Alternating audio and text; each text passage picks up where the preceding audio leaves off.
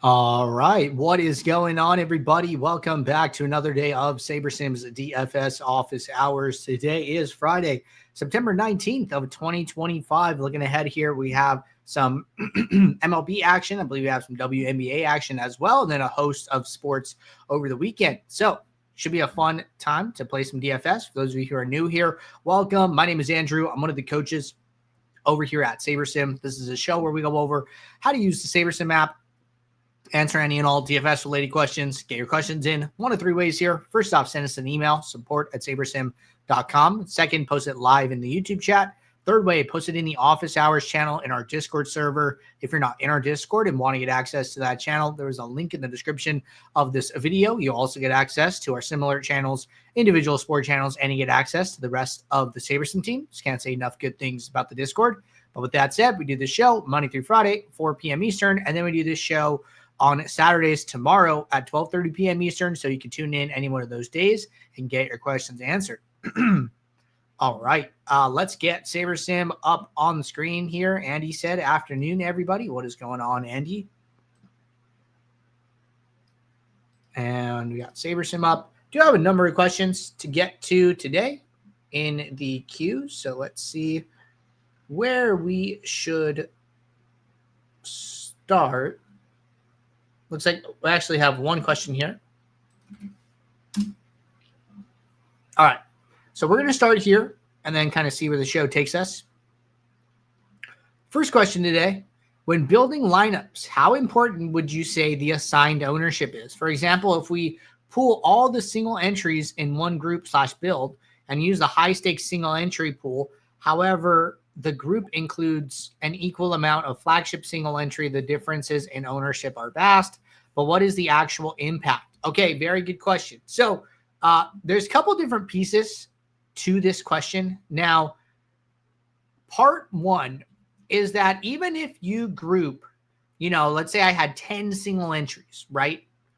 Each contest, even though they're grouped together, we are using the specific contest's sims or sim results, rather, when deciding which lineup goes into that contest.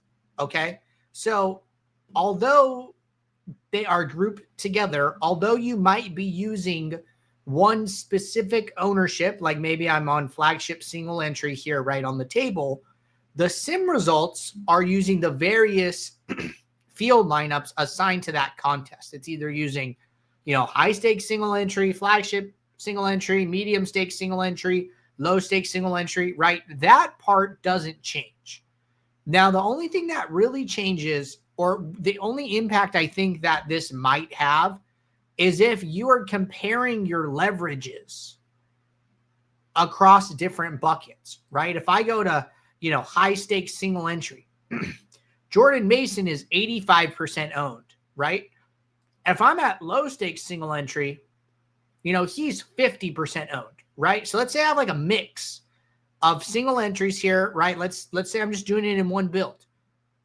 I look here and I'm like 50% own. I have 50% of my lineups have Mason, right? I have 10 lineups. Let's say 5 of them have him. Okay, hey, I might think I'm matching the field, if I am looking at low stakes single entry. But if I go to high stakes single entry, well, all of a sudden he's 80+% owned.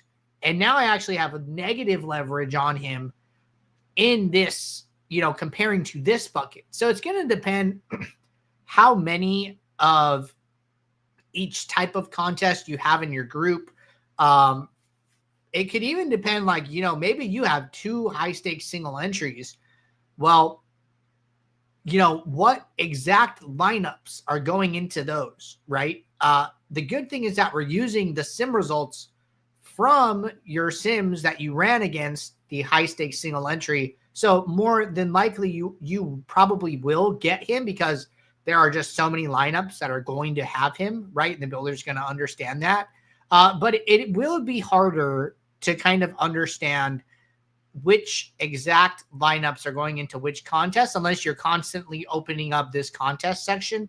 So when you click the plus icon here, or when you click the pencil icon, when there's already contests, you're going to see like a pop-up and it's going to show you your contests. Contests are getting filled from the highest one down. So the same way the groups get filled from, one group, two group, three group, top to bottom, the contests are doing the same. Contests top to bottom. So that's what's going on with like contests within a group and then group kind of filling here. But I just want to reiterate that even if you're grouping them together, that is not changing the field lineups to be all the same. The only time that happens is you're using one specific set of ownership to judge all of your leverages. That's the biggest thing there. All right, let's click the refresh projection icon here. It looks like some sims have run for NFL since we started the show. So teams working on the projections, as always.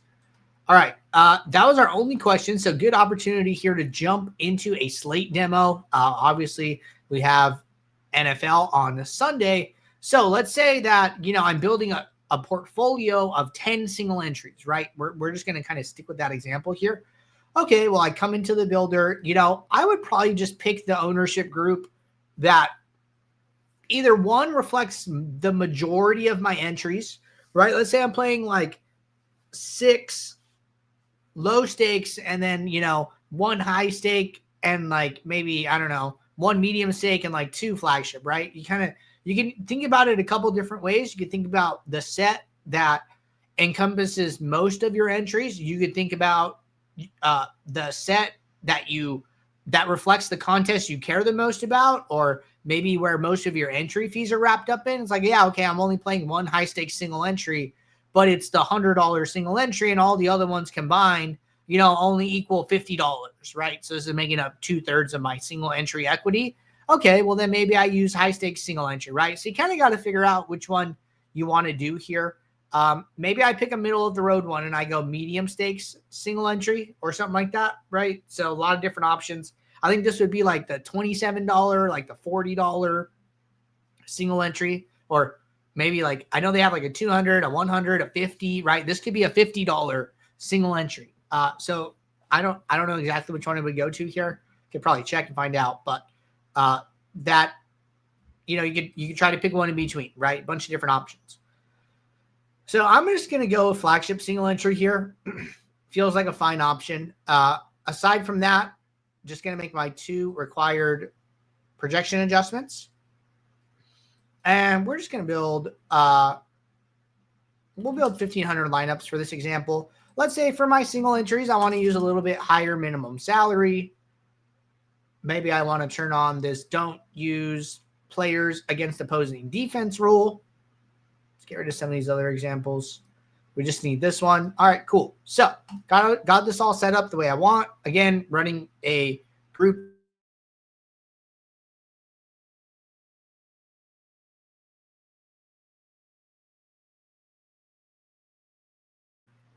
So we're going to kick off this build.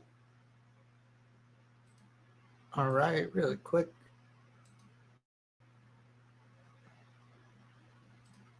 Looks good. Cool. So these lineups are running. Again, I would always build the max number of lineups your plan allows. Just for the sake of time here, I'm going to build a little bit less. Needing 10 lineups out of 1,500 is like plenty of options here. So don't feel like I need to build more.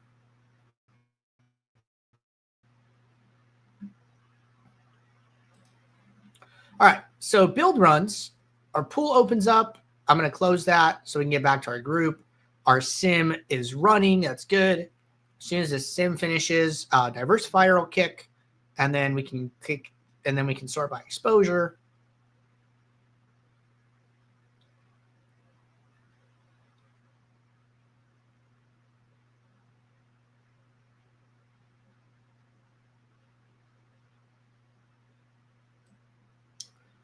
All right, cool.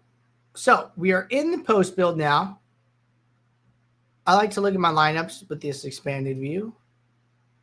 I'm going to turn off auto run diversifier just in case we make any changes here.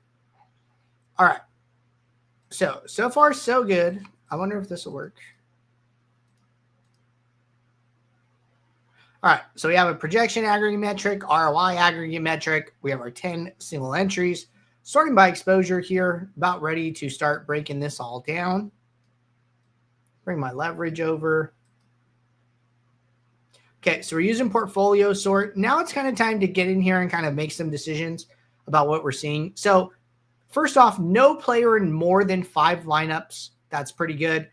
Usually the less entries or, lineups you have, the higher your leverages will be. Like, oh, I have 20% leverage to Puka Nakua, right? But I mean, we're moving in increments of 10. We're not moving in single digit exposure increments. So these numbers can be a little bit higher on average. I think it's okay. Getting a lot of Marcus Mariota. In case you guys missed it, Jaden Daniels is out this week. So new.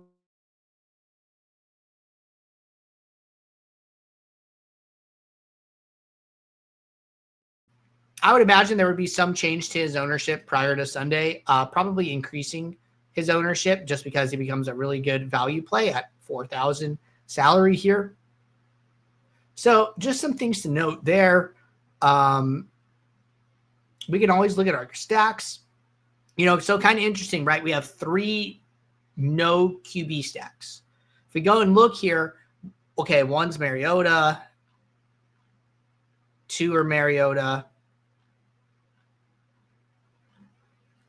and 1 is Drake May. So kind of interesting, right? Maybe I'm more open to the fact of playing Mariota by himself because he's so cheap rather than playing somebody like Drake May, right? So I could always trash that lineup.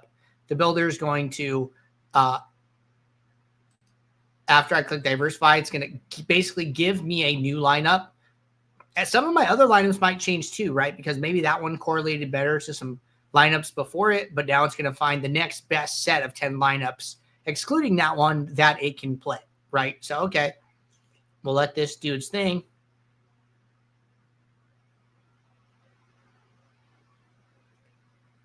Looks like average ROI, average projection didn't really change.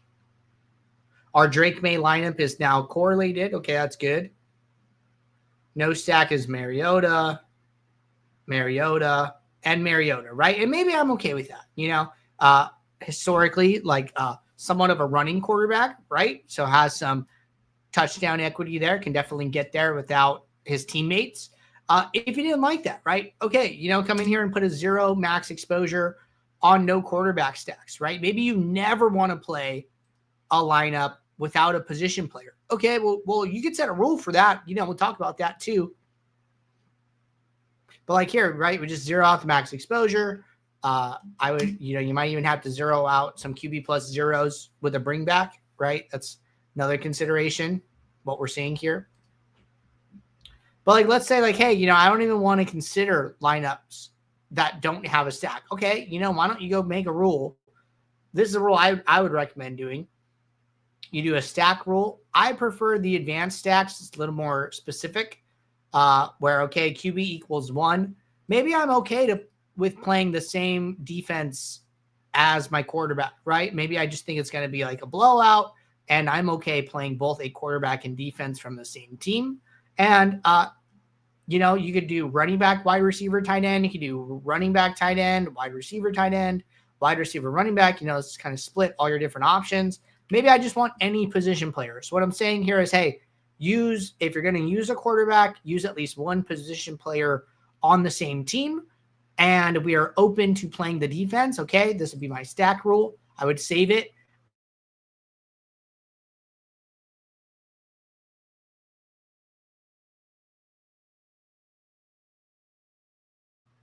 That would effectively apply the rule to all lineups that are generated on the next run, right? The other way that we did it, where we did it after the fact, well, those lineups just don't get considered and they basically get removed from the effective pool. But a little bit of a waste, right? It's over 150 lineups, closer to like 180. And that's about like 12% of our pool, right? So 12% just kind of wasted dead lineups. So that's why it can be a good reason to just do it before. So that's what I would consider there if you prefer lineups with a stack. But if you're okay with a couple no stacks, right, just depending on who it is, all right, great. Leave those in the pool. I would probably be open to like Mariota no stacks given his price, right? It's kind of all it comes down to is just like how cheap he is. But just some thoughts there, different ways you could go with this, different ideas to consider. And then basically once you are, happy and comfortable with the lineups you're seeing, lock them in. This will download lineups button. It'll say save lineups when you have your entry file loaded up. And then from there, you should be all set. All right. I know we have a quick turnaround on the show for tomorrow. So, back here at 12:30 p.m. Eastern. It's already about like 4:30 p.m. Eastern on Friday. So I think we're going to get out of here. Appreciate you guys tuning in. I'll be back tomorrow, like I mentioned. And until then, everybody, take care. Good luck. Thanks. Bye.